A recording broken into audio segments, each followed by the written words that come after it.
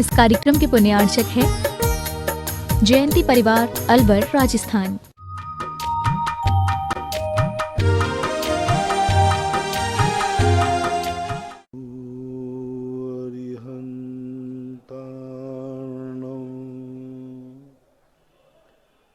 नमो सिद्धार्णं नमो आयर्याणं नमो वज्रायाणं नमो लोये सवसाहूर्णं।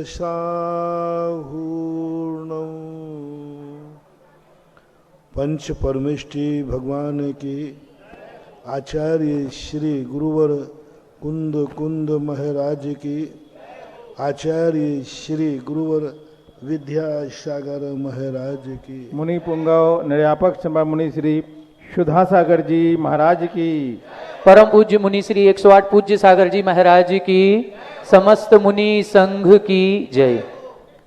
श्रीमती सविता जैन, असुर नगर, गांधीनगर, ललितपुर। मेरे आराध्य गुरुदेव के चरणों में बारंबार नमोस्तु। जिज्ञासा है, आलाप पद्धति में पुद्गल द्रव्य को बहुप्रदेशी क्यों कहा जाता है और पुद्गल परमाणु एक प्रदेशी है, वह भूत और भविष्य की पर्याय की अपेक्षा से बहुप्रदेशी कहा जाता है? कृपया समाधान करें। उज्ज्वल नेमीचंद महाराज ने द्रव्य संग्रह के अंतर्गत स्पष्ट रूप से मुत्तो तिभे पदेशो, मूर्त जो है 3 प्रदेश वाला होता है, वही पुद्गल जब अणुरूप में होता है तो 1 प्रदेशी है, जब 2 आदि अणु मिल जाते तो 2-3 प्रदेशी है, और अनंत परमाणुओं का जब स्कंद बनता है, महास्कंद कार्मर वर्णाएं, तो वह अनंत प्रदेशी भी है। सभी जितने भी द्रव्य हैं सभी का एक रूप प्रदेशत्व है। जीव असंख्यात प्रदेशी, धर्माधर्म असंख्यात प्रदेशी, पुद्गल अनंत प्रदेशी, कालाणु 1 प्रदेशी। लेकिन मूर्त जो द्रव्य पुद्गल है ये 3 प्रदेश वाला होता है। स्वभाव विभाव की अपेक्षा, परमाणु स्कंद की अपेक्षा ऐसा मानना चाहिए। संतोष जैन स्टील, मगरौनिया चौराहा, मध्य प्रदेश, सागर। गुरुदेव के चरणों में बारंबार नमोस्तु। जिज्ञासा है, जब हम मातृभूमि पर जन्म लेते हैं, हमारी जन्म तारीख तब से कही जाएगी कि जिस दिन से मृत्यु होती है उस समय से जन्म की तारीख कहलाती है। क्या मतलब समझ में हमें भी नहीं आ रहा। मातृभूमि पर जन्म लेते हैं, जब से हम मातृभूमि पर जन्म लेते हैं तो हमारी जन्म तारीख तब से कही जाएगी कि जिस दिन से मृत्यु होती है उस समय से जन्म की तारीख कही जाती है। आपका प्रश्न ही समझ में नहीं है।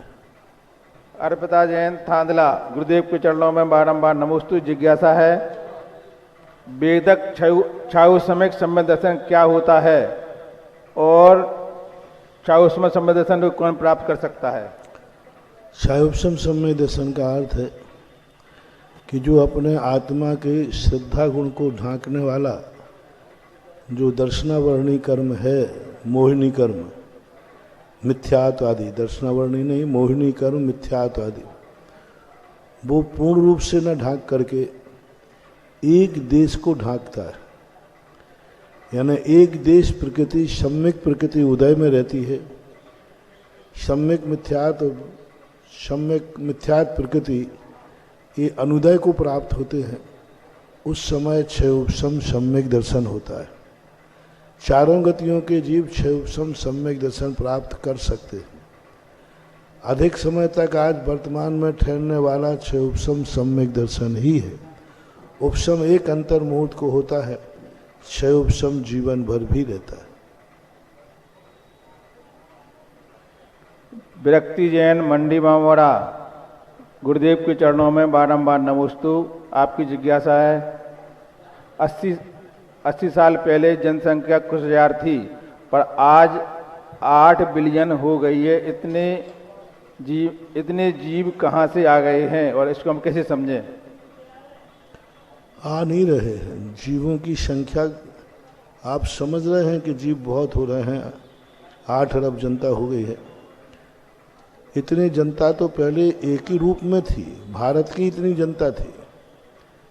बीच में 8 करोड़ कितने 56 करोड़ यदुवंशी बारात में गए थे नेमिनाथ के।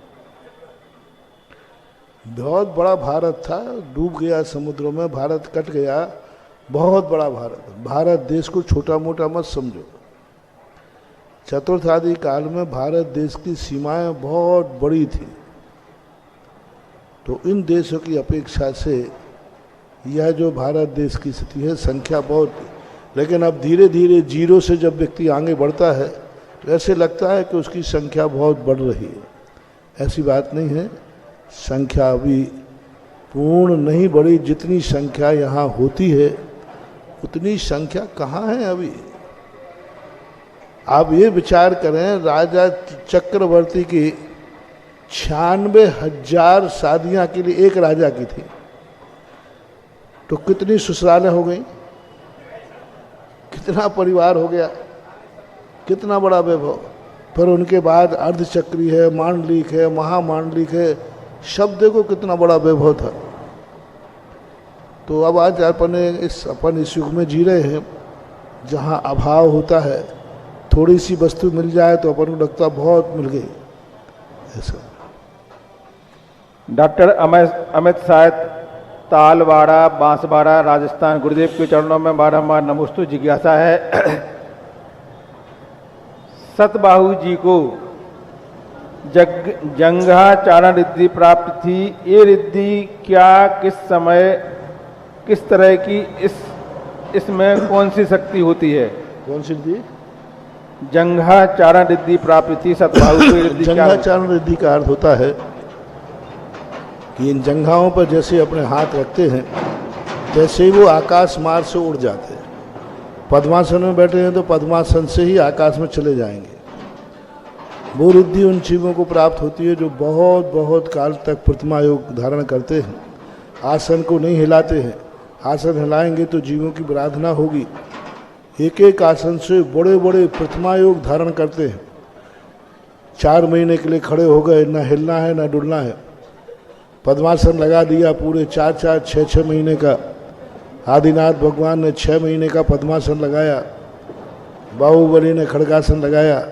तो ये जो बड़ी बड़ी आसनें जो लगाते हैं और जो करुणा और दया से भरे होते हैं उनको ये जंघा चारण स्थिति प्राप्त होती है।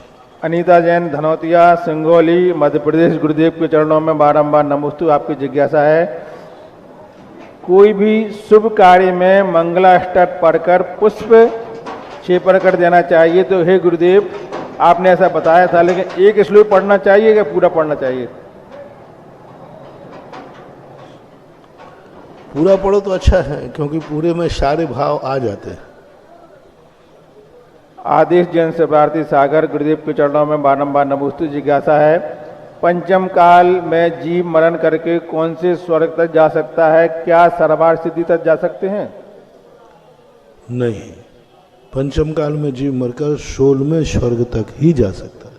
रेणु जैन, गुरुदेव के चरणों में बारंबार नमोस्तु। गुरुदेव आपकी जिज्ञासा है, शांति विधान पूजा करते हैं, बहुत दिन से करते चले आ रहे हैं। अभी हमने बोली ली थी 7 साल में पूरी कर पाए हैं और हम उसको देर में दिया है बोली को, दान को, तो इसमें कोई दोष तो नहीं लगेगा?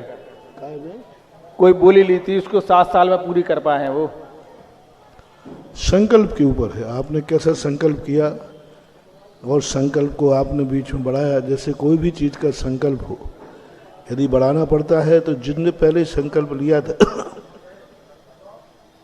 उन्हीं के पास बैठ करके फिर से संकल्प बढ़ा लेना चाहिए। संकल्प के बाद कोई दोष नहीं आता।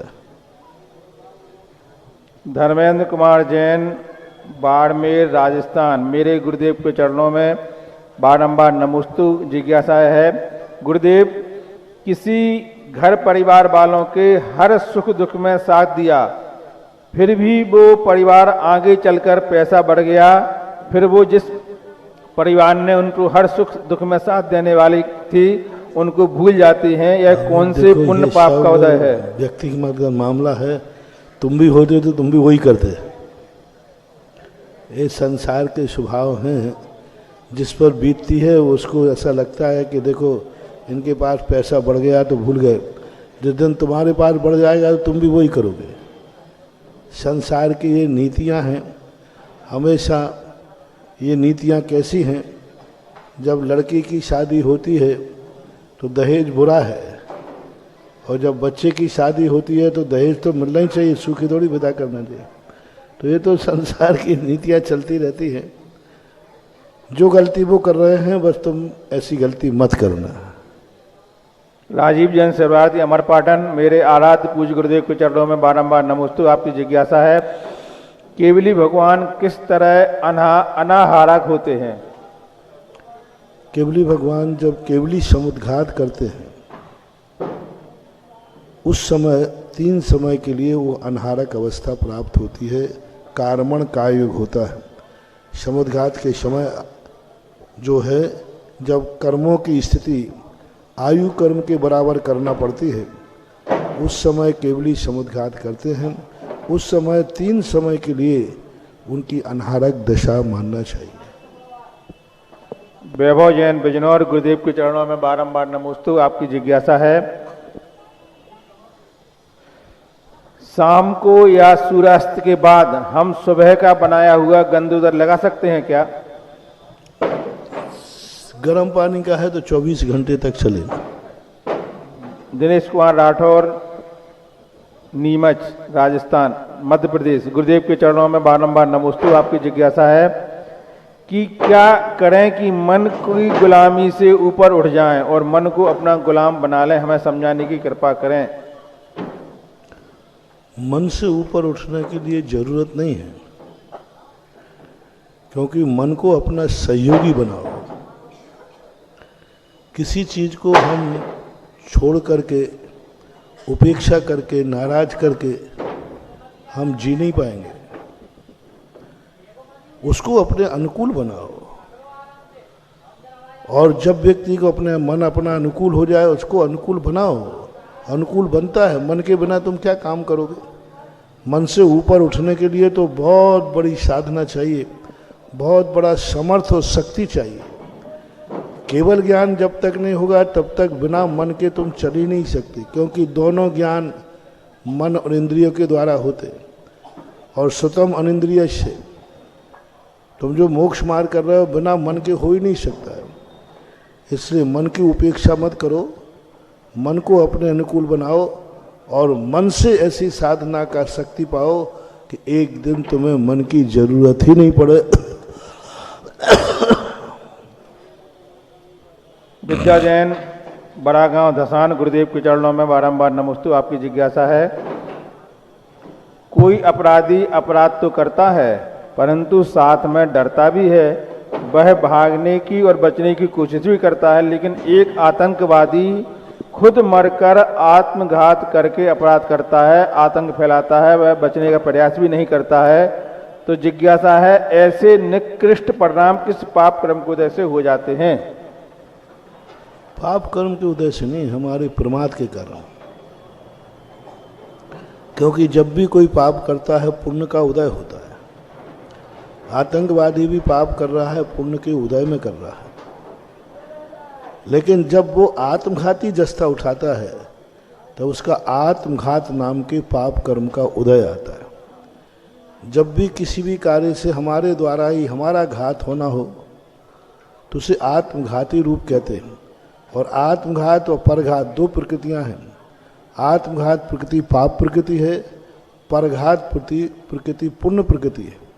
अब वो आतंकवादी पर का घात कर रहा है, ये तो पुण्य है, लेकिन साथ में स्वयं मरेगा, ये उसके पाप का उदय है, ऐसा मानना चाहिए। जिज्ञासु जन, गुरुदेव के चरणों में बारंबार नमोस्तु। आपकी जिज्ञासा है, यदि कोई दंपति अष्टमी चौदस को संयम से रहते हैं, आजीवन व्रत है, और रात्रि में भी 9 बजे के बाद जल भी ग्रहण नहीं करता है, ऐसा छोटा सा नियम रखता है, तो इतना छोटा नियम भी क्या उसको 3 गति से बचाकर देवगति में पहुंचा सकते हैं क्या? पहुंचा सकते, कोई बाधा नहीं। माधुरी नियम जैन, छोटा नहीं है, नियम बहुत बड़ा है। इसको निरतिचार पालन करो, निर्दोष पालन करो और अपने मन को इस नियम के प्रति अति श्रद्धा भक्ति रखो। एक दिन का नियम भी हमें सदगति का कारण बनता है, 3 गतियों में नहीं जाओगे। माधुरी जैन, बनगांव जिला, दमोह, मध्य प्रदेश। गुरुदेव के चरणों में बारंबार नमोस्तु। आपकी जिज्ञासा है, जब किसी की मृत्यु हो जाती है तो मुर्दे को सुनाते हैं राम नाम सत्य है, अरहंत नाम सत्य है, परंतु जब किसी व्यक्ति की हालत गंभीर होती है या अत्याधिक बीमार होता है तो उससे हम कहें राम नाम सत्य है, अरहंत नाम सत्य है, तो लोग कहते हैं कि ऐसे अपशगुन की बात कर रहे हो, परंतु मृत्यु के समय उसी व्यक्ति को सुनाए तो वह शुभ हो जाता है। तो ऐसा भगवान का नाम हमेशा शुभ क्यों नहीं होता है, अशुभ क्यों हो जाता है? ये आप लोगों का काम है। मैंने एक दिन रोज कहा भी था कि आप लोग सब मिलकर चाहो तो शुभ को अशुभ कर दो और अशुभ को शुभ कर दो। ये राम नाम सत्य है, आप लोगों ने अशुभ कर दिया। अरहंत नाम सत्य है, तुमने अशुभ कर दिया। कभी भी पढ़ो ना, कभी भी करना चाहिए, लेकिन लोक व्यवहार लोक रूढ़ियों के कारण से ऐसा हो गया। ऐसी कोई बात नहीं। अब राम नाम सत्य हो के ना बोल करके ऐसा बोला, देखो वस्तु स्वरूप सत्य तो राम का नाम ही है। थोड़ा पलट दो, राम नाम सत्य है ऐसा ना बोल करके देखो सत स्वरूप तो भगवान का नाम लेना ही है। अरहंत नाम सत्य मत बोलो, अब थोड़ा उल्टा कर दो। सत्य क्या है, सही स्वरूप क्या है, अरहंत भगवान का नाम लो, तो पलट दो। अब ऐसा बाकी तो ये रूढ़ियां बन गई हैं, इसलिए सब। महेंद्र जैन, पत्रकार, इंदौर। गुरुदेव के चरणों में बारंबार नमोस्तु। आपकी जिज्ञासा है, किसी ने कहा है कि तारीफ के पुल जरा संभल कर चलना, नीचे से मतलब की नदियां निकलती हैं, तो महाराज जी इस दुनिया में मतलबी और अवसरवादी को किस प्रकार संतुलित रखें जिससे जीवन के बेवजह तनाव से मुक्त हो सकें? पहले तो तुम स्वयं को देखोगे, तुम खुद तो अवसरवादी नहीं हो, और तुम्हारा जीवन तो कहीं ऐसा नहीं है कि तुम ऊपर से जल रूप में बिछाए हुए हो और नीचे मलगम बिछा हुआ है। तो हमें खुद अपने जीवन पर विचार करना पड़ेगा। सारी दुनिया तो जैसी है वैसी ही रहेगी, चाहे वो जल हो चाहे नीचे मलगम हो, दुनिया तो कुछ भी नहीं बदल सके।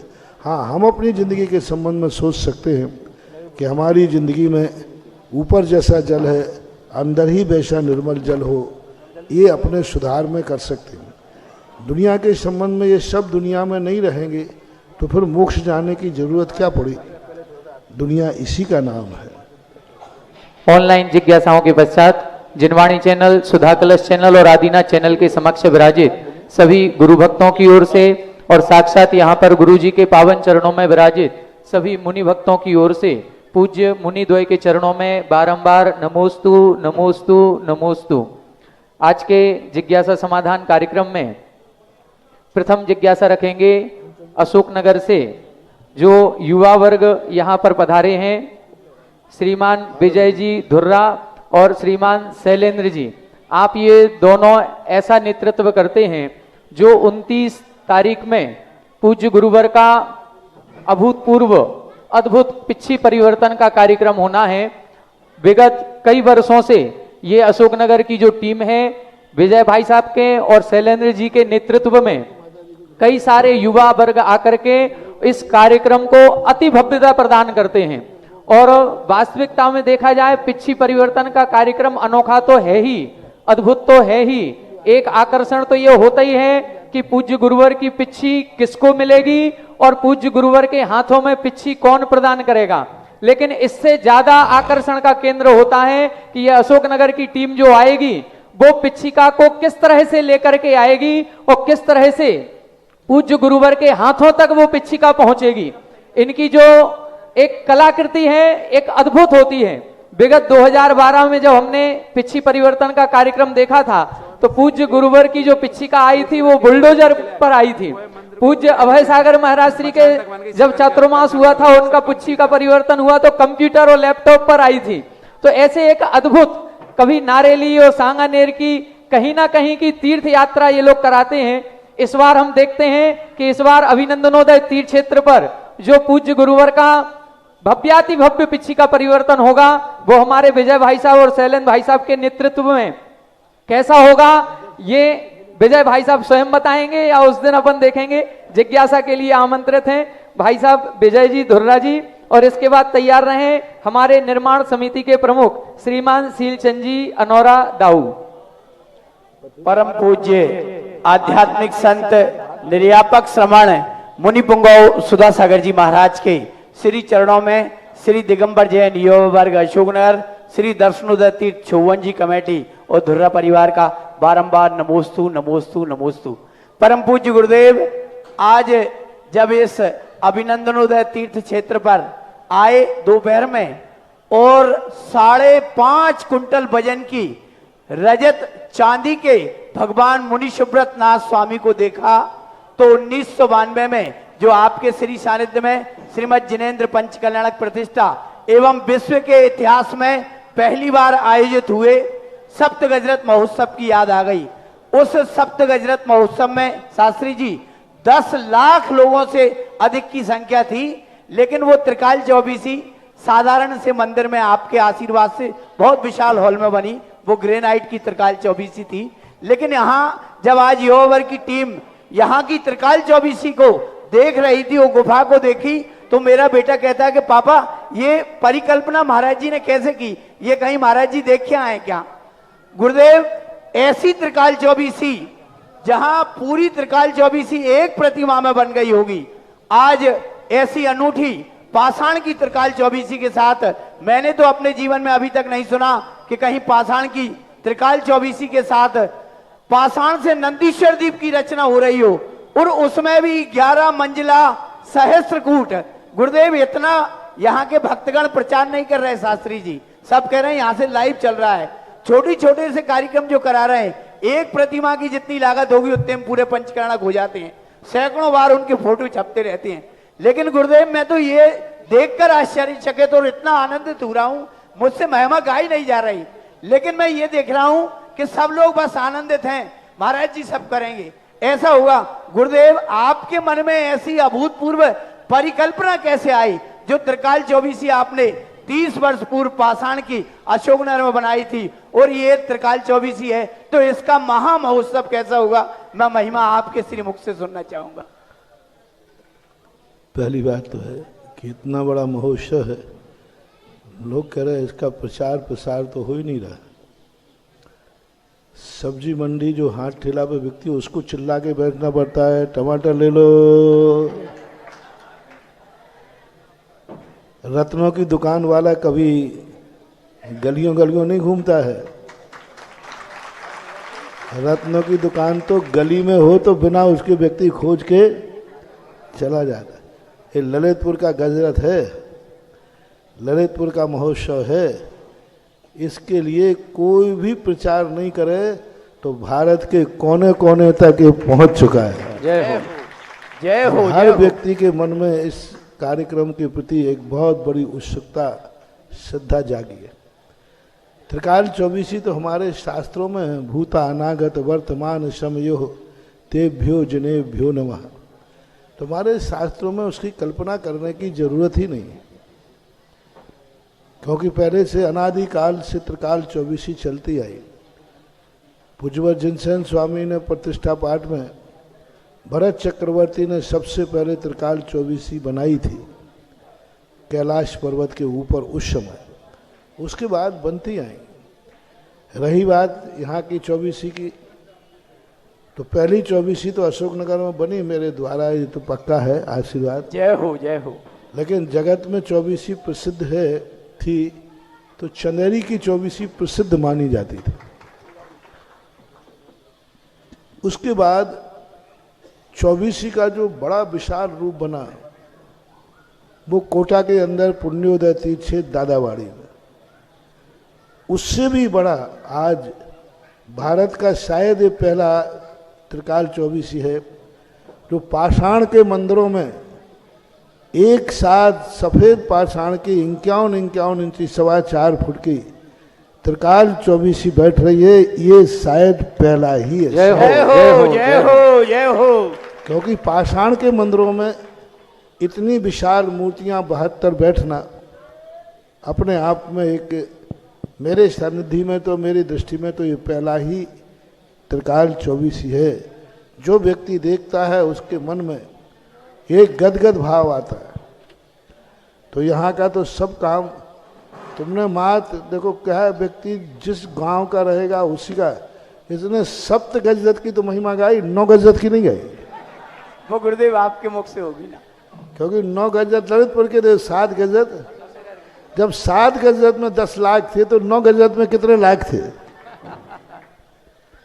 तो इस प्रकार की स्थितियाँ, बहुत अच्छा कार्यक्रम, बहुत बड़ी चीज बन ललितपुर में तो एक ऐतिहासिक नगर के मध्य में अभी तक संपूर्ण पाषाण का इस प्रकार कार्य होना बहुत बड़ी चीज मानी जाती है।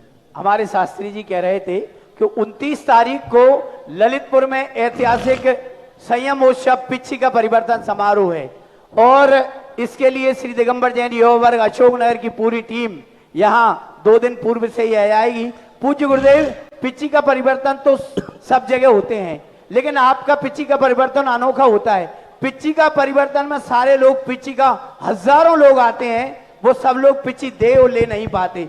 जब हम घर में रहकर वहां समारोह देखते हैं और भक्त समारोह देखते हैं तो वो किस तरह अपना पुण्य बढ़ाएं और इस महोत्सव को अपने घरों में बीना से बीनागंज के जो आपके लाखों भक्त हैं महोत्सव को आत्मसात करने के लिए क्या उपक्रम करें, किस ऐतिहासिक महा महोत्सव से अपने परिवार को जोड़ लें। सब आने के लिए नाश्ता बना के तैयार करके बैठे हैं।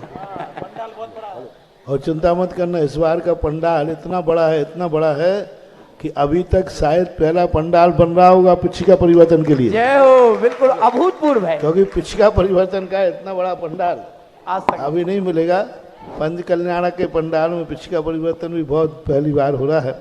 लोगों को पिछी का परिवर्तन का एक बहुत बड़ा भाव होता है, होना भी चाहिए, क्योंकि यही पिछी जो साल भर में असंख्यात जीवों की रक्षा करती है, ऐसी पिछी का परिवर्तन को देखने से मात्र से तुम्हारे जीवन से संकटों की रक्षा होती है। जय हो, जय हो। जो जिस चीज का उपक्रम होता है उसकी अनुमोदना, इसको हमारे यहाँ जीवन रक्षा, षटकाय जीव रक्षणार्थम, 6 कायों की जीवों की रक्षा के लिए पिछी रखी जाती है।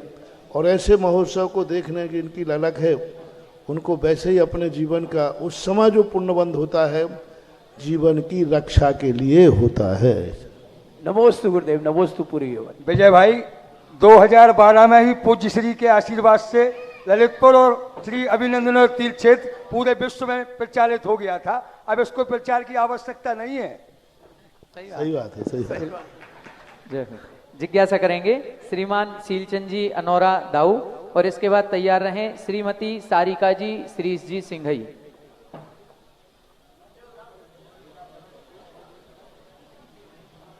हमारे बीच में जिन्होंने यज्ञ नायक बनने का सौभाग्य अर्जित किया है इस पंचकल्याणक महामहोत्सव में, श्रीमान वीरेंद्र कुमार जी, महेंद्र जी, अमित जी, अंकित जी, गोलू, समस्त गंगचारी वाले परिवार यहाँ उपस्थित हैं। पूज्यवर के श्री चरणों में आकर के श्रीफल अर्पण करें और आशीर्वाद ग्रहण करें। जिज्ञासा करें अनुराग।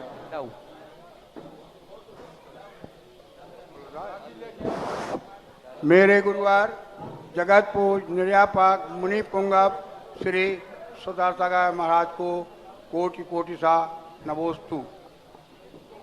सूरज पश्चिम से उगे, चंदा पूरब से उग जाए, लेकिन मेरे गुरुवर सुधारसागर के वचन कभी न खाली जाए। हे गुरुवर, हमारी छोटी सी जिज्ञासा है कि हम लोग व्यापार करते हैं और उस व्यापार में जाने अनजाने हिंसा भी होती है, लेकिन कुछ लोग जानबूझकर हिंसा का व्यापार करते हैं। तो हे गुरुवार, इन दोनों में क्या अंतर है और इनको कैसे पाप से छुटकारा पाएं? संकल्प हिंसा हमारे यहाँ सबसे बड़ी हिंसा मानी जाती है। कभी भी हिंसा जिसमें साक्षात है उसका व्यापार नहीं करना चाहिए। व्यापार करते समय हिंसा होना, एक व्यक्ति को पैर पर चींटी को मारना और एक चलते हुए जीव से चींटी मर जाना, इतना ही अंतर है जैसे आगे से एक्सीडेंट हुआ और एक व्यक्ति का पीछे के चाक से एक्सीडेंट हुआ। पीछे चाक से एक्सीडेंट होने पर ड्राइवर का कोई दोष नहीं माना जाता, इसलिए जैन दर्शन में संकल्प हिंसा को महान दोष पाप कहा है। इसके बाद जिज्ञासा नमस्ते गुरु। रखेंगे श्रीमती सारिका जी सिंघई ललितपुर। तैयार रहेंगे श्रीमान आमोद जी कानपुर। महाराज श्री, आपने कहा कि इन अभिनंदन नाथ भगवान को जो अपना सगा मानता है वो सभी जगह निमंत्रण पत्र भेजे। केवल ललितपुर वाले ही नहीं मान रहे हैं, कानपुर वाले भी इस क्षेत्र के मूलनायक अभिनंदन नाथ भगवान को अपने सगे भगवान मानते हैं।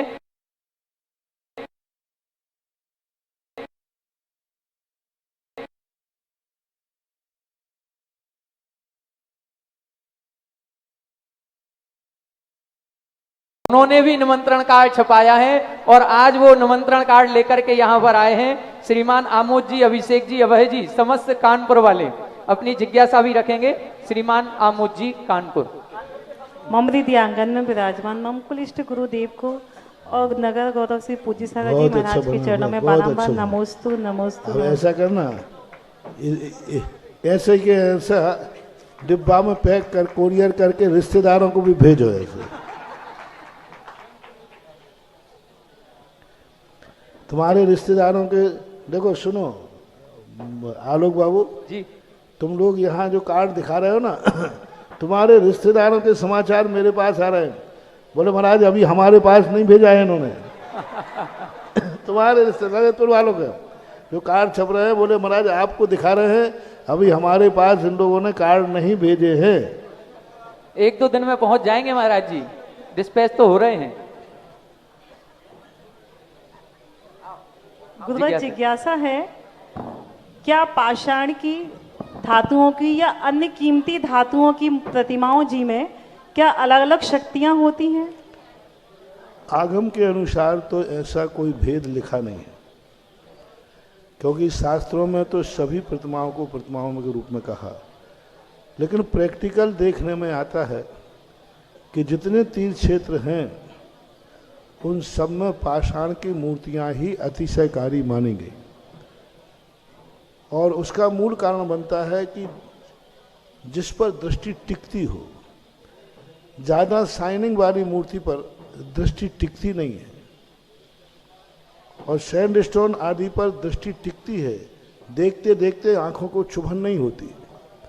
और जितनी शाइनिंग वाली मूर्ति होगी तो उसमें क्या है, थोड़ी देर के बाद आंखों में थोड़ी चुभन चालू हो जाती, तो फिर वो सूत्र लागू नहीं होता है, दृष्टा भवंत मनिमेश। अब वो देसी पाषाण की मूर्ति को कितना ही देखते रहो, आंखें थकती नहीं। इस अपेक्षा से अपन लोग अपनी तरफ से श्रद्धा से बोल सकते हैं, आगम में तो कोई नहीं, आगम में तो धातुओं की भी पाषाण की भी मूर्ति विराजमान करने का बराबर उल्लेख देखने में आता है। नमोस्तु गुरुवर। जिज्ञासा करेंगे श्रीमान आमोद जी कानपुर से। और इसके बाद ये जो ऐतिहासिक भव्याति भव्य पंच कल्याणक महामहोत्सव ललितपुर के अभिनंदनोदय तीर्थ क्षेत्र पर संपन्न होगा, उसके प्रतिष्ठा रत्नाकर, प्रतिष्ठा अलंकार, जिनको हम कहें हमारे श्रीमान प्रतिष्ठाचार्य प्रदीप जी भैया सुयस जी, आप सभी के सामने आएंगे। पहली बार अभी अपनी बात यहाँ पर रखेंगे। महाराज श्री, अभी तक इतना बड़ा कार्यक्रम हो रहा है, हमारे प्रदीप भैया आए नहीं सामने। सब लोगों का कहना है कि प्रदीप भैया कब सामने आएंगे, कब अपनी बात रखेंगे, क्योंकि जो प्रचार प्रसार प्रदीप भैया के द्वारा होता आज है। से प्रतिदिन 5 मिनट के लिए इनको पंच कल्याण के संबंध में बोलने की रिजर्व किया जाता है। बिल्कुल महाराज श्री, बड़े विनम्र अनुरोध पर आज भैया जी हमारे समक्ष महाराज आए। ने बहुत बढ़िया शब्द यूज किया, रिजर्व हो गए वो आप 5 मिनट के लिए।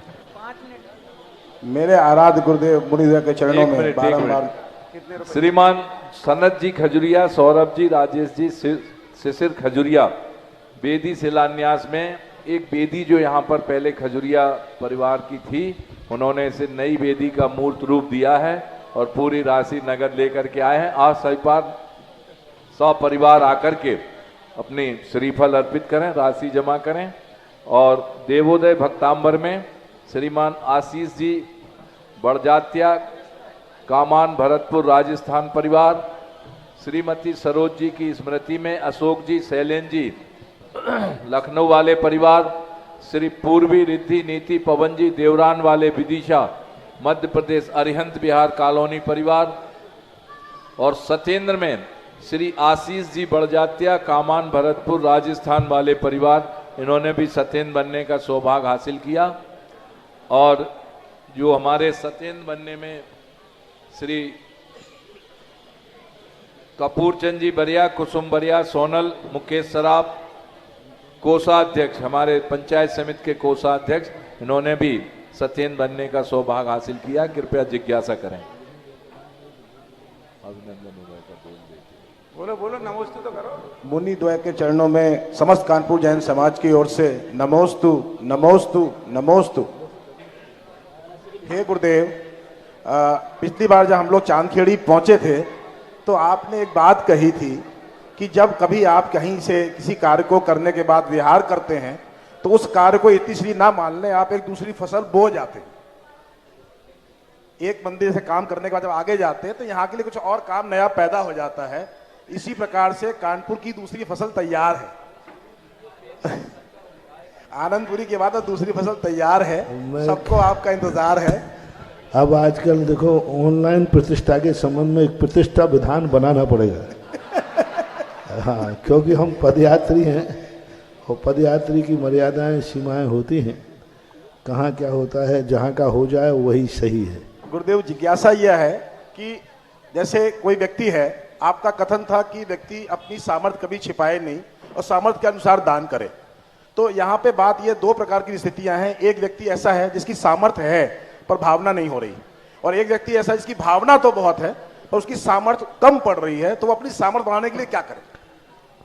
उसकी जिसकी सामर्थ्य नहीं है फिर भी भावना कर रहा है तो उसके लिए एक अभिशाप है कि जब उसकी सामर्थ्य थी तो उसने सामर्थ्य को छुपाया, इसलिए कर्मों ने उसे असमर्थ बना दिया। और जो आज सामर्थ्य हैं फिर भी नहीं कर रहे हैं, इनको उन्हीं का सामर्थ्य उनको अभिशाप देगा, कल उनको असमर्थ बना देगा। अब कैसे समर्थ बनेंगे? तो जो दान करते हैं उनके संबंध में उनकी प्रशंसा करें और ये आलोचना करें कि कल मैं भी समर्थ था लेकिन मेरी बुद्धि मारी गई कि मेरे नगर में पंचकर्णक हो रहा था, मेरे नगर में इतना बड़ा मंदिर क्षेत्र बन रहा था, मेरे नगर में चातुर्मास हो रहा था, मेरे नगर में इतना बड़ा कार्य हो, लेकिन मैं समर्थ था, कर सकता था, लेकिन मेरी कहाँ बुद्धि मारी गई कि मैंने ऐसे पंचकल्याणक में भाग नहीं लिया। तो भाग नहीं लिया ऐसी आलोचना करे। दूसरा व्यक्ति कसाय के कारण नहीं लेता है। कई लोग जो ऐसे होते हैं जो कसाय के कारण से भाग नहीं लेते, समर्थ है, शक्तिमान है, सब है, लेकिन अंदर कसाय भरी हुई है और उस कसाय के कारण नहीं लेता है। उनको ऐसे कर्मों का बंध होता है कि वे इतने असमर्थ हो जाते हैं कि वे पंच कल्याणक की तो सोचो एक विधान करने लायक भी नहीं रहते। इसलिए कसाय के कारण से कभी भी किसी भी कार्य की उपेक्षा नहीं करना, क्योंकि ये कार्य अभी कसाय करते समय तो अच्छा लगता है, लेकिन जब इसका फल मिलता है तब रोने के अलावा कुछ नहीं बचता है। ऐसे नमोस्तु नमोस्तु। एक आप बोल रहे हैं सत्येंद्र में एक नाम और आया है, श्रीमान प्रेमचंद जी, राजेश जी, जाखलोन वाले पल्लवी प्रधान परिवार, और एक और हमारे सत्येंद्र में श्रीमान पंकज जैन, दीपिका जैन, श्री विनोद कुमार जैन, श्रीमती शशि प्रभा पुत्र भव्य जैन, इनकी एक सहस्कूट में भी बड़ी वाली प्रतिमा है। आएं और श्रीफल अर्पित कर आशीर्वाद लें। बोलिए परम पूज्य देवादिदेव अभिनंदनाथ भगवान की, परम पूज्य आचार्य गुरुदेव श्री विद्यासागर जी महाराज की, परम पूज्य जगत पूज्य निर्यापक श्रवण मुनि पुंगव श्री सुधासागर जी महाराज की, परम पूज्य मुनि श्री नगर गौरव पूज्य सागर जी महाराज की।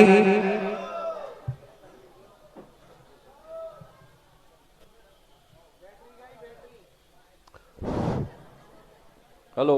संरक्षक सदस्य शांतोदय चांदपुर जहाजपुर में श्रीमान अशोक कुमार रसिया, श्री मूवी अमवा रसिया, ममता रसिया, नीलेश नितिन, डॉक्टर निमित रसिया परिवार, कपूर क्लॉथ मर्चेंट, सावरकर चौक, ललितपुर, और इन्होंने सत्येंद्र बनने की भी सौभाग्य हासिल किया है। श्रीमान अशोक कुमार रसिया, श्रीमती ममता रसिया, नगद राशि सत्येंद्र बनने के लिए। एक हम सब लोगों को बड़ा ही सौभाग्य मिलने जा रहा है।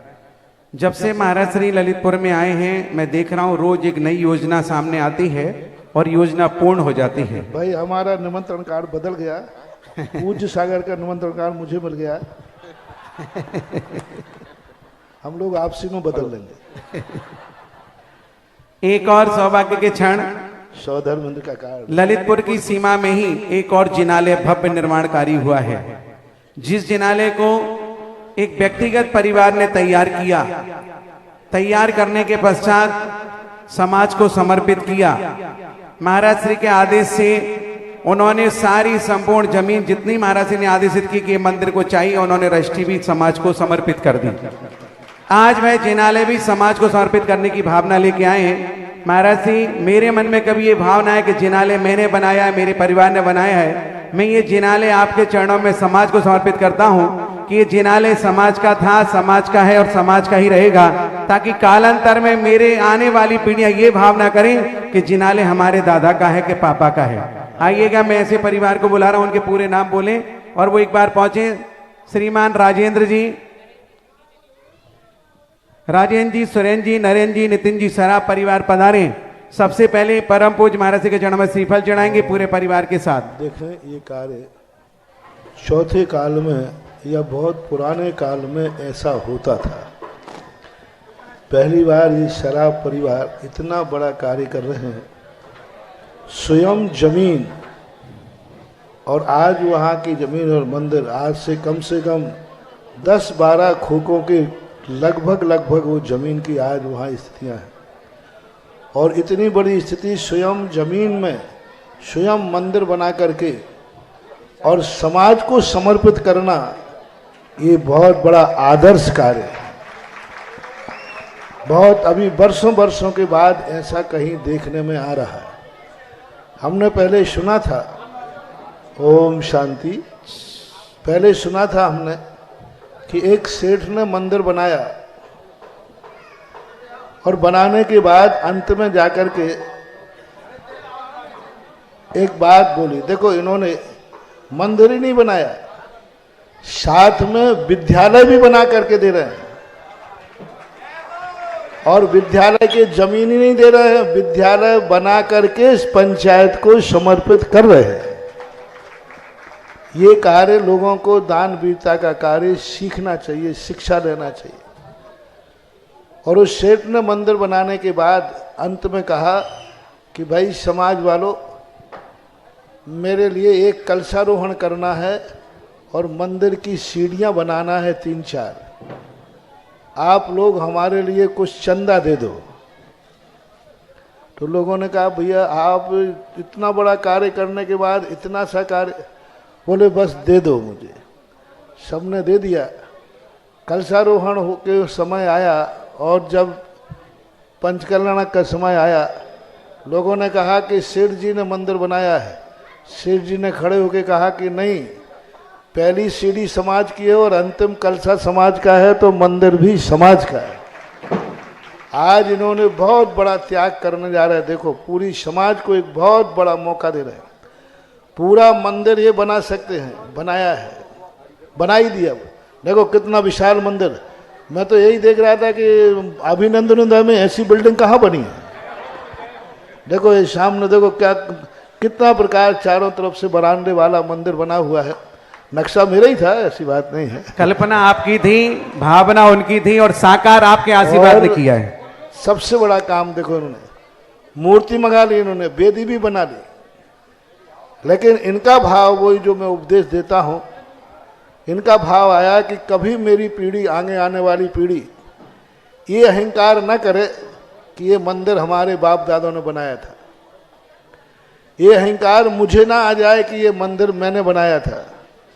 अतः सब कुछ धन तो इन्होंने लगा दिया, लेकिन अंत में कुछ ऐसा कार्य समाज से दे रहा है जिससे इनके परिवार, इनको ये लगे कि ये मंदिर समाज का है। इसलिए वहाँ 24 ही बैठ रही है। यहाँ 24 जो 50 लाख 33 लाख की 24 जो नहीं बैठा पाए, वहाँ भी एक 24 बैठ रही है। और 24 की विशालता देखो, वो मूर्ति देखो, वो 31 इंच की पद्मासन मूर्ति है। और बेदी की सुंदरता देखो कितनी है, मेरी उंगली जा रही इधर, लाइव वाले दिखा सकते हैं कैसी सुंदर बेदी है। कैमरा इधर सेट कर दो, देखो वो बेदी। पहले तो मंदिर की तरफ दिखा दो, कैसा विशाल मंदिर इन्होंने अपनी जमीन पर बना के आज समर्पित कर रहे हैं। दूसरा बेदी है, ऐसी बेदी के 24 के नाम उन्होंने कहा पैसा हमने लगा दिया, बेदी बना दी, सब कर दिया इन्होंने, मूर्ति भी ला दी, पर मूर्ति भी ला दी। लेकिन वह 24 बेदियां जो हैं, 14 बेदियां जो भी अच्छी हों, वो समाज बनावे जिससे हमें अहंकार ना आए कि ये मंदिर हमने बनाया है। तो ये समाज को मौका एक बहुत बड़ा, देखो ऐसी विशाल 24 वहाँ बैठेगी और मूर्ति आ गई है, बेदी बन गई है, मात्र आपको विराजमान करना है। लेकिन ध्यान रखना, हमारे सानिध्य में विराजमान, फोकट में विराजमान नहीं कराऊंगा। उसके संबंध में बहुत बड़ा एक आदर्श कार्य किया। विद्यालय की बनाने की बहुत जल्दी तैयारी है, नक्शा हो गया, वो भी बनकर के समाज के लिए एक बहुत बड़ा रूप, बहुत बड़ा आदर्श सराफ परिवार ने किया। ये आशीर्वाद के पात्र हैं, मेरा आशीर्वाद। देखिए बंधु, माइक दूसरा दे दो। मैं दिगंबर जैन समाज पंचायत समिति के अध्यक्ष माननीय इंजीनियर अंचल जी से अनुरोध करूंगा कि इस श्रेष्ठी परिवार का आप तिलक लगाकर, शाल ओढ़ाकर एवं मुकुट पहनाकर सम्मान करें। इन्होंने अपनी प्रॉपर्टी आपकी दिगंबर जैन पंचायत में समाहित की है।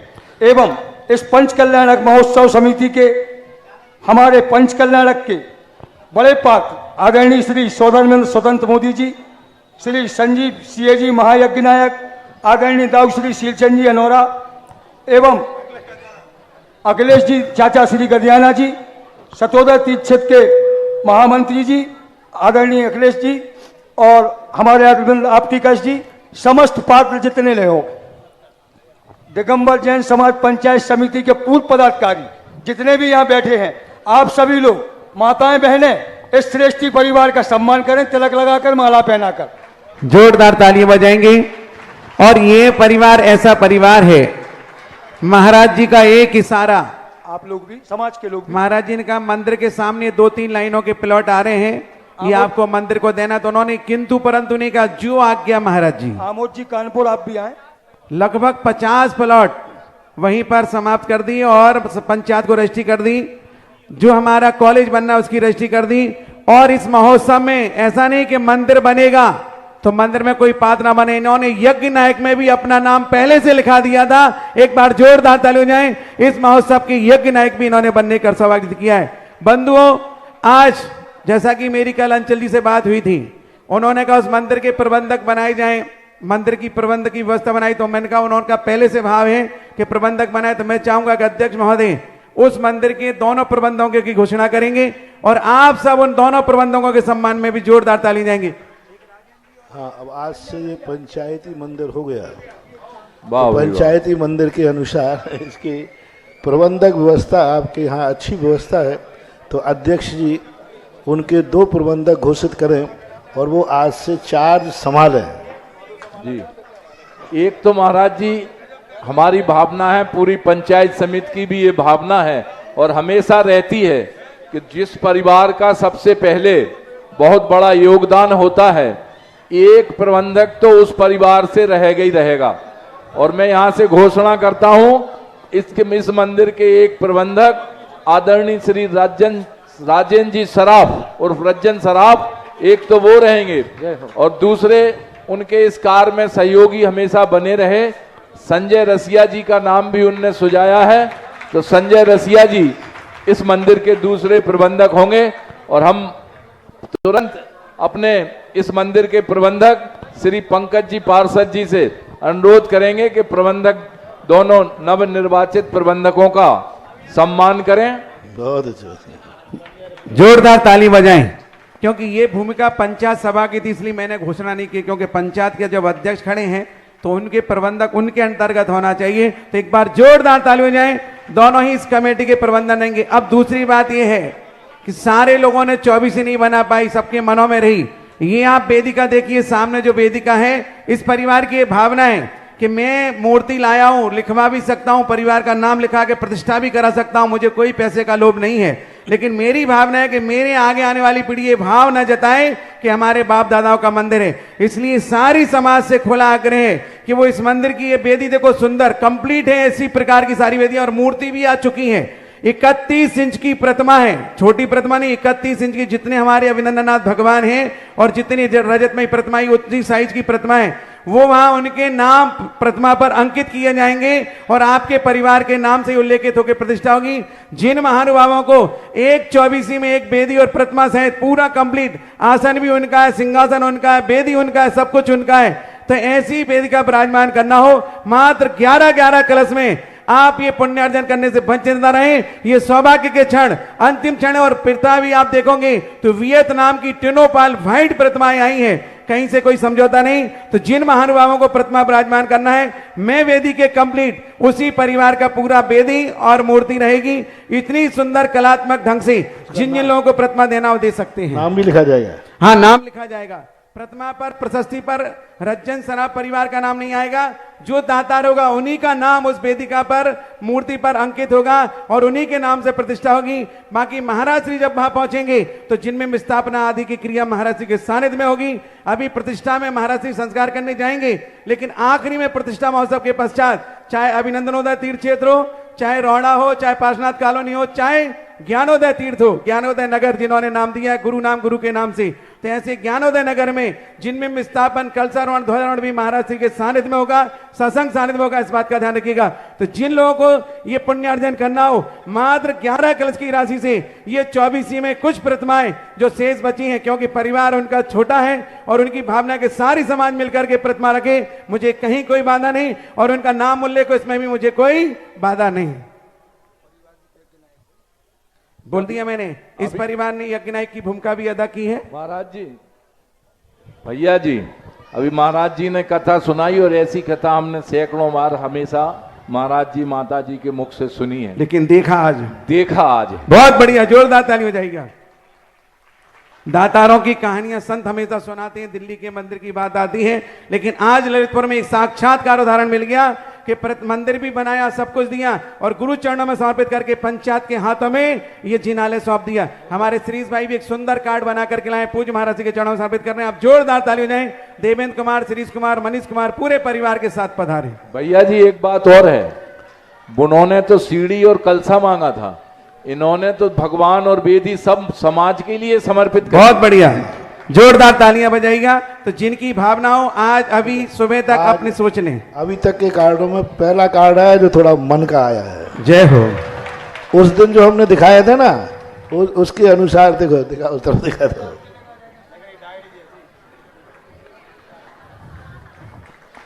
ऐसा लग रहा है कि जिसके घर जाएगा गिफ्ट आइटम जैसा लगेगा, एक पुरस्कार हमें मिला है। चलिएगा आगे, जिज्ञासा के लिए पधारेंगे। आज के पावन नवदा भक्ति के साथ आहार दान के उपलक्ष्य में हमारा ये सौभाग्य, हमारे श्रीमान,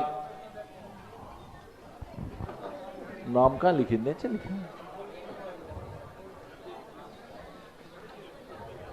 चलें श्रीमान सीलचंद जी, बीरेंद्र कुमार जी, सुरेंद्र कुमार जी, प्रदीप कुमार जी, संजीव कुमार, राजीव, अभिषेक कुमार एवं समस्त अनोरा परिवार स्वर्गीय श्री बालचंद जी अनोरा की स्मृति में एक कल्प वृक्ष गुफा मंदिर में 11 कलश वाली राशि सबसे ऊपर विराजमान करने वाली मूर्ति का सोपान हासिल किया है। बहुत जोरदार ताली बजाइएगा।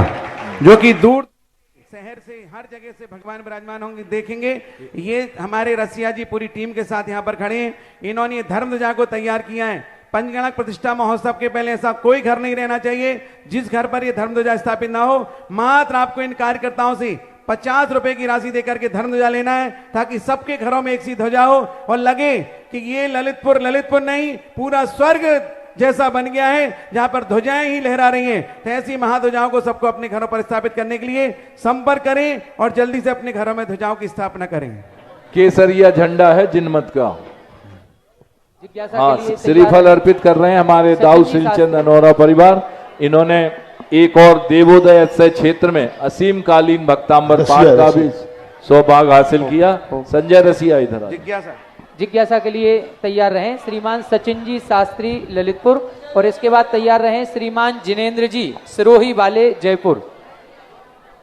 माइक ले लें, माइक पहुंचा दो, आगे आ माइक दे जाए। दें जल्दी से फटाफट कोई दौड़ के। माइक उधर देखो। महाराज श्री, अभी एक मोबाइल से समाचार आया है कि यहाँ से जो ललितपुर से कार्ड छपे हैं वो पहुंचने लगे हैं। दाहोद गुजरात से अभी अभी फोन आया कि हमारे पास निमंत्रण कार्ड पहुंच गया है, और बाकी सब जगह भी धीरे धीरे पहुंच जाएंगे पंचकल्याण के, क्योंकि कॉरियर व्यवस्था और पोस्ट ऑफिस में थोड़ा विलंब होता है।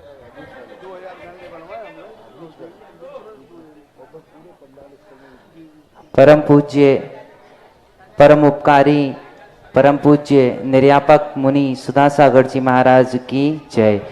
पूज्य मुनि श्री पूज्य सागर जी महाराज की जय। महाराज जी, मेरी जिज्ञासा है, जो संस्कृत साहित्य में एक श्लोक आता है, प्रथमे नार्जिते विद्या, द्वितीय नार्जितम धनम, तृतीय नार्जितम पुण्यम, चतुर्थे किम करिष्यति। तो यहाँ पर 4 अवस्थाएं बताई गई हैं। प्रथम बाल्यावस्था, फिर युवा अवस्था, प्रौढ़ अवस्था और उसके बाद वृद्धावस्था। और हम जो 6 ढाला में जब पढ़ते हैं तो उसमें बालपनी में ज्ञान न लहो यह बात आती है, तरुण समय की बात आती है और वृद्धावस्था की बात आती है। तो मतलब जो 2 अवस्थाएं यहाँ पर जो संस्कृत साहित्य में धन अर्जन करने की और पुण्यार्जन करने की अलग अलग कर दी, और जैन दर्शन में भी क्या ऐसा कोई वर्णन प्राप्त होता है जहाँ पर अवस्थाओं के अनुसार कार्य बताया गया हो, और या फिर कार्य के लिए प्रधानता दी गई है, अवस्था को कोई प्रधानता नहीं दी गई? इस विषय में स्पष्ट। उज्ज्वल शिवकोटि महाराज ने 2000 वर्ष पहले जीवन को भी इसी भागों में बांटा था।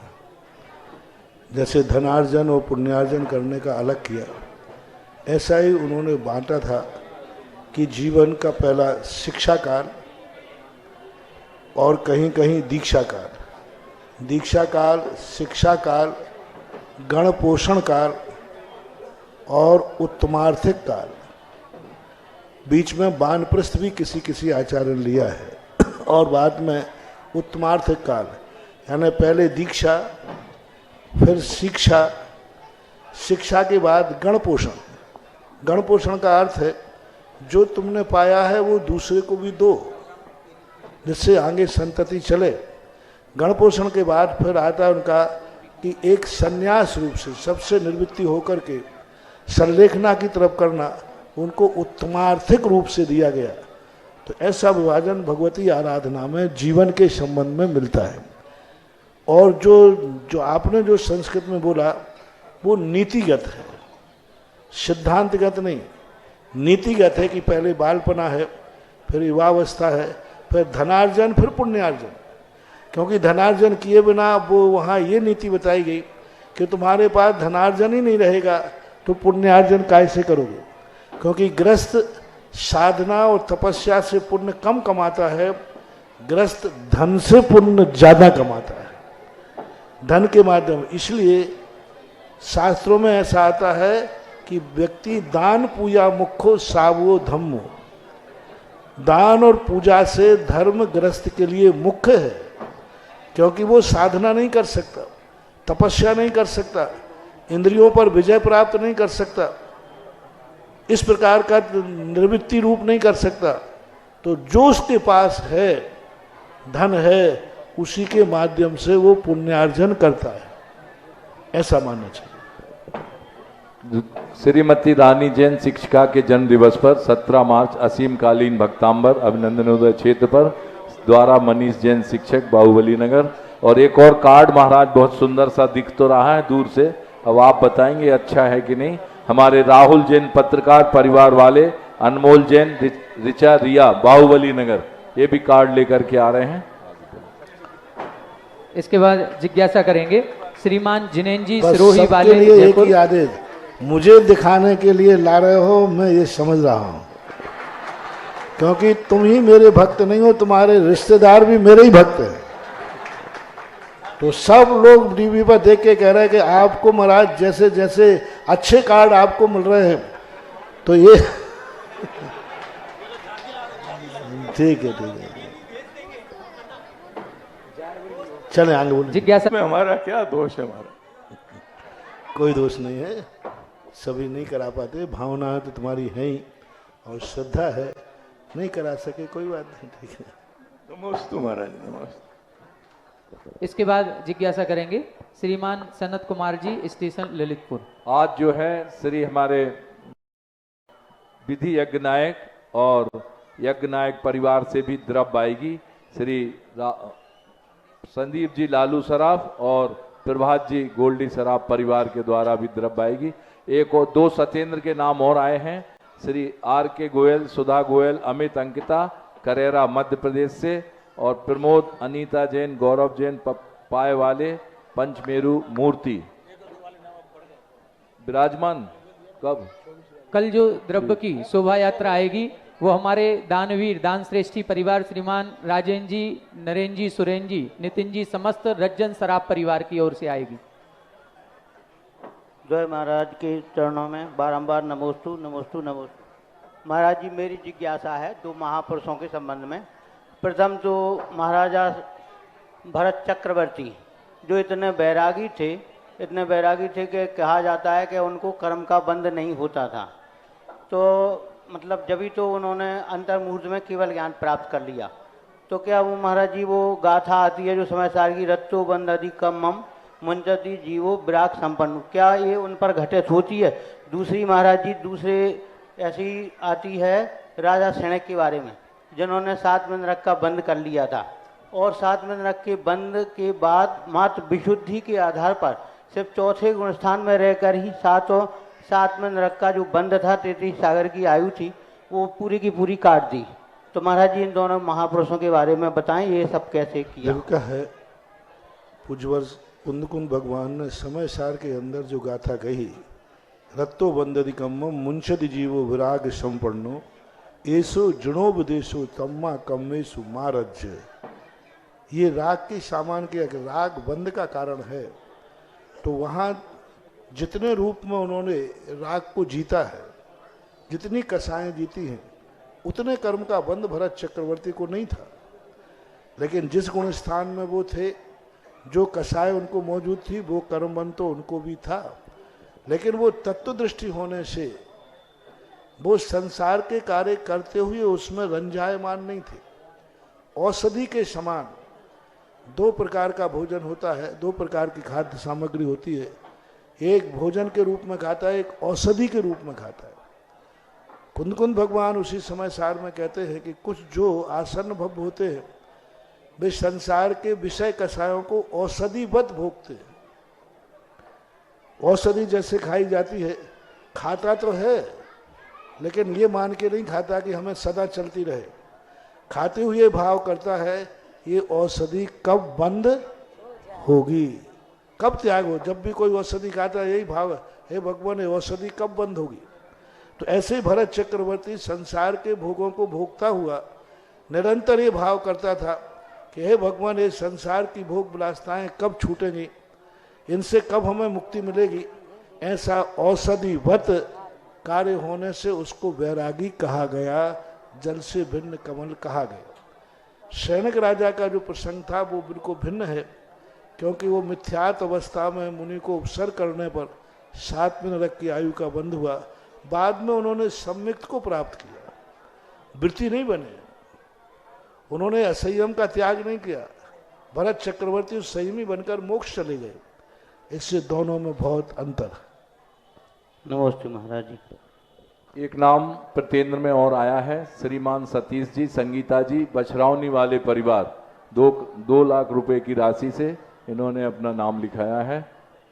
जिज्ञासा है? नहीं, बस आज की पावन आरती का सौभाग्य हमारे राजा श्रेयांश परिवार और आज के आहार दान के उपलक्ष्य में हमारे श्रीमान शीलचंद जी, वीरेंद्र कुमार जी, सुरेंद्र कुमार जी, प्रदीप कुमार, राजीव कुमार, संजीव कुमार, अभिषेक कुमार एवं समस्त अनौरा वाले परिवार आएं और आरती करें। एक आरती का सौभाग्य और किसी महानुभाव के भाव हो रहे हों, मात्र 5100 रुपये की राशि में, वो भी गुरुदेव की आरती कर सकते हैं। हमारे आमोद जी कानपुर से सपरिवार हमारे बीच पधारे हैं। उनके साथ विजय धुर्रा जी भी पधारे, वो भी पहुंचे और आज की गुरुदेव की पावन आरती करने का पावन सौभाग्य हासिल करें। हाँ, बड़ौदा बैंक के पास जितने जो महापात्र हैं, महापात्रों के साथ साथ जो जो इंद्राणी बने हैं, वे ध्यान रखना उनके परिवार के लोग, महापात्रों को जो मुख्य स्थान दिया जाएगा वहाँ आप चाहे सगे ब्याई जी हों, चाहे सगे पिता हों, चाहे सगा बेटा हो, चाहे सगा भाई हो, वो उनके साथ नहीं बैठ सकेगा। और जो सुविधाएं मुख्य पात्र को दी जाएंगी उनके परिवार को नहीं दी जाएंगी। परिवार को जो सामान्य इंद्राणी की वेशभूषा होती है वही किट दिया जाएगा। उनको कोई अलग से सुविधा दिए जाए, अलग से किया जाए तो परिवार के नहीं। वैसे हम परिवार वालों को छूट देते नहीं है, क्योंकि सौधर्मेंद्र, यज्ञनायक, कुबेर आदि ये सब जो हैं अपने खुद स्वयं होते हैं, स्वयं का ही दस्तूर होता है। तो जो कमेटी के द्वारा निश्चित की जाएगी वेशभूषा वो मुख्य इंद्र को ही की जाएगी, सारे परिवार को सुविधाएं दी जाएंगी। ऐसा कोई वो बात नहीं करना, उनको सामान्य इंद्राणी बन के बैठना है। उनका निश्चित स्थान हम करेंगे, हम और प्रदीप भैया मिलकर के वो कहाँ बैठेंगे वो बैठने का स्थान किया जाए। और सभी से मेरा कहना है, कमेटी से आपको जो वेशभूषा मिली वही स्वीकार करना है, मांगना नहीं है। आपने इतनी बड़ी बड़ी बोलियां ली, 1,50,000 के कारण से आप अपना बहुमान न घटाएं, आप अपना पुण्य न घटाएं। 1,50,000 रुपये से कुछ नहीं ज़्यादा आने वाला। आप यदि शादी करते हैं तो मुझे पता नहीं है, थोड़ा सा हेल्प करना। शेरवानी ससुराल से आती है, स्वयं खरीदते हैं? नहीं मिलेगा है, नहीं तो ससुराल दिखाओ, शेरवानी भी दो। जब दूल्हा बनने के लिए तू अपनी खुद ड्रेस पहन कर पहनता है, तो महापात्र बनने के लिए अपने मन की ड्रेस पहन रहा हो बम्बई जा खरीदने के लिए। हाँ, एक बार हुआ, बोले महाराज जी हमारी शादी है तो मुझे शॉपिंग करने जाना है। मैंने क्यों? बोले बॉम्बे जा रहा हूँ। मैंने कहा यहाँ कपड़े कम पड़ गए ना। तो ऐसे ही भगवान के कार्यों में अपनी खुद की शॉपिंग करो और अपने मन माने ऐसी ड्रेस बनाओ अपने मन की जो स्वयं की हो। जब दूल्हा राजा स्वयं की ड्रेस पहनता है तो अपने मनमानी जो कमेटी से मिले उसे सहर्ष स्वीकार करो। यदि उससे अच्छी चीज़ चाहिए है तो अपनी खुद की बनाओ। तुम महापात्र हो। महापात्र जो होता है वो बहुत बड़ी शक्ति होता है, बहुत बड़ी शक्ति। मैंने कहा ना कि आप अपने घरों का डेकोरेशन कमेटी से मत करवाना महापात्रों। यदि कमेटी आए तो मना कर देना, अभी मैं इतना नहीं दे दिया कि हमारे पास कुछ नहीं बचा हो, अभी तो इतना बचा है कि पूरा पंचकर्णक में अकेला कर सकता हूं। अपने घर का डेकोरेशन, अपने रिश्तेदार परिवारों की ड्रेसें, अपने परिवार की सुविधाएं सब अपने आप ऐसी करो जैसे शादी ब्याह में करते हो। उनको कमेटी के आश्रित मत करो। अपने रिश्तेदारों को अलग से ड्रेस देना है, खुद ड्रेस बनवाइए। उनको अलग से सुविधाएं देना है, सब रिश्तेदारों को एक एक गाड़ी दीजिए 6-6 दिन के लिए। हाँ, बड़े पात्र हो तुम लोग। जैसे शादियों में बड़ी शाही शादी होती ना, तो शाही शादी में एक सी गाड़ी जितने बाराती हैं उनको 3 दिन के लिए दी जाती है। ऐसा ही शाही पंचकल्याणक है, शाही। लो, आज पंचकल्याणक का नाम भी निकल गया। कौन सा पंचकल्याणक? शाही पंचकल्याणक। और शाही पंचकल्याणक में ऐसे जितने रिश्तेदार हैं, कहना तुम शाही पंचकल्याणक में आए हो, और रिश्तेदारों को एक एक गाड़ी एक समान दी जाए कि ये हमारे यहाँ पंचकल्याणक महापात्र हैं। ऐसा कार्य आप लोगों को अपने स्वयं बहुमान से करो। ऐसा नहीं कि छोटी छोटी बातों के लिए अपने लिए ये कैसा करना। रिश्तेदारों को भी सुविधाएं दो और अपने घर की सजावट ऐसी करो कि लोग देखते रह जाएं कि ये महापात्र का घर है, जहां महापात्र बना हुआ है। ऐसा बंधुओं, महाराज श्री ने जो ड्रेस का कहा है वो पूजन की व्यवस्था में नहीं है, ये दरबार की और सांस्कृतिक कार्यक्रम व्यवस्था नहीं। तो तुम शेरवानी पहन के पूजन में आ जाओ, क्योंकि लोग सांप का, धजी का सांप बना देते। महाराज जी ने कहा है सुंदरता बढ़ाना है, लेकिन पूजन की वेशभूषा कमेटी ने दी है, पूजन की वेशभूषा वो ही पहनना है। इस बात का ध्यान रखिएगा।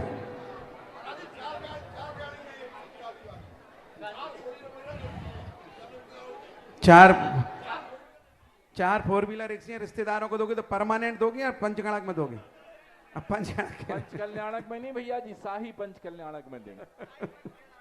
अपनी अपनी लगाओ गाड़ियाँ अपने अपने रिश्तेदारों को, और एक कंपनी की हो, एक डिजाइन हो, एक सब कुछ। चारों के कलर एक से हैं, बहुत बढ़िया, जोरदार तालियां। आइएगा, गुरु आरती प्रारंभ करते अब हैं। इसका नाम आज से क्या बना, शाही पंचकल्याण है। हाँ, शुरू करो। एक चाबी किसी की गिरी हो तो यहाँ पर है, हमारे पास से ले ले।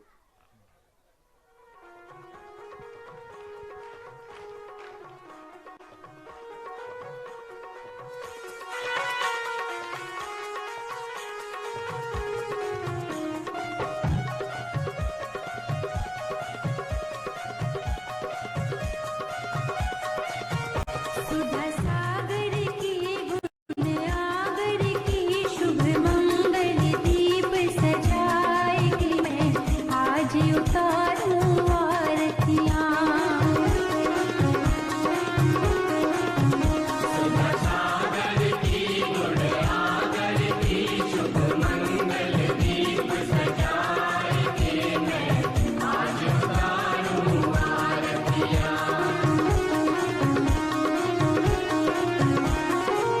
रूप श्री श्री शांत देवी के गर्भ विषय मुनि आए। ईसर ग्राम में जन्म लियो है, सब जन मंगल गाए। मुनिवर सब जन मंगल गाए। नारागी की ना द्वेषी की ले आत्म ज्योति जगाए हो मैं आज उतारूं आरतियां। सुधा सागर की गुण आगर की शुभ मंगल दीप सजाए के मैं आज उतारूं आरतियां।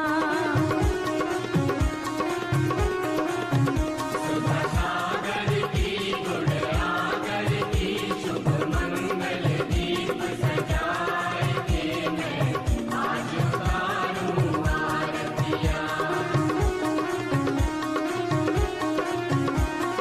गुरु उपवास व्रतों के धारे आत्म ब्रह्म विहारे।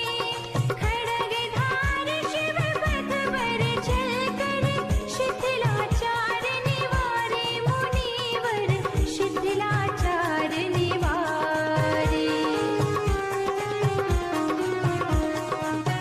ग्रह त्यागी की वैरागी की ले दीप सुमन का थाल हो मैं आज उतारूं आरतियां। सुधा सागर की गुण आगर की शुभ मंगल दीप सजाए के मैं आज उतारूं आरतियां। सुधा सागर की गुण आगर की शुभ मंगल दीप सजाए के मैं आज उतारूं आरतियां।